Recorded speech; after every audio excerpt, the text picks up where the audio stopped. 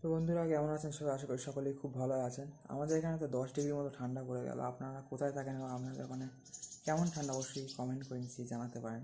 সাইডে আছে হয়তো কমেন্ট বক্স, শর্টস সেকশনে। তো নিচে কমেন্ট করে অবশ্যই জানাতে পারেন যে আপনারা কোথায় থাকেন এবং আপনাদের ওখানে কেমন ঠান্ডা পড়েছে, ঠিক আছে?